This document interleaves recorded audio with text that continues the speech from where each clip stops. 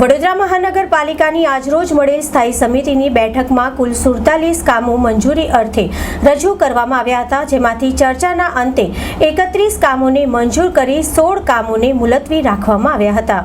Doctor Sheetal મિસ્ત્રીની અધ્યક્ષતામાં મળેલી આ બેઠકમાં રોડ પ્રોજેક્ટ શાખા, ડ્રેનેજ, વરસાદી ગટર પ્રોજેક્ટ શાખા, કાર્યપાલક ઇજનેર શ્રી પશ્ચિમ ઝોનની કચેરી, સ્ટ્રીટ લાઇટ વિભાગ, પાણી પુરવઠા શાખા, સેન્ટ્રલ સ્ટોર, બ્રિજ પ્રોજેક્ટ શાખા, દબાણ અને સિક્યુરિટી શાખા જેવા મહત્વના વિભાગોના વડોદરા શહેરના વિકાસલક્ષી કામો મંજૂરી અર્થે એજન્ડા પર લેવામાં આવ્યા હતા, જેમાંથી ચર્ચાના અંતે 31 કામો મંજૂર કરી 16 કામોને મુલતવી કરવામાં આવ્યા હતા। મુખ્યત્વે વડોદરા શહેરમાં 6 નવીન ફ્લાયઓવર બ્રિજ બનાવવાના કામને વધુ અભ્યાસ અર્થે મુલતવી કરાયા હતા। તમામ કામો બાબતે વિસ્તૃત માહિતી સમિતિના અધ્યક્ષ ડોક્ટર શીતલ મિસ્ત્રી દ્વારા આપવામાં આવી હતી।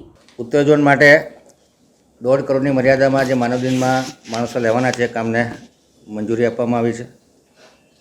પાણીના શુદ્ધિકરણ માટે બ્લીચિંગ પાવડર GSL તરફથી લેવાના કામને મંજૂરી આપવામાં આવી છે।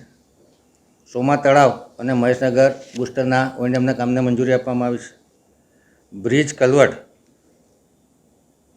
મેન્ટેનન્સના કામને 1 કરોડની મર્યાદામાં મંજૂરી આપવામાં આવી છે।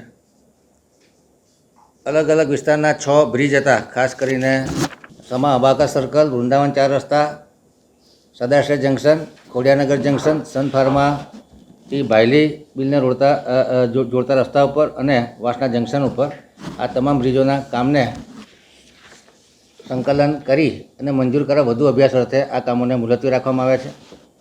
દબાણ અને સિક્યુરિટી શાખામાં પશ્ચિમ ઝોનના કામને મંજૂરી આપવામાં આવી છે। પૂર્વ ઝોનનું કામ મંજૂર કરવામાં આવ્યું છે।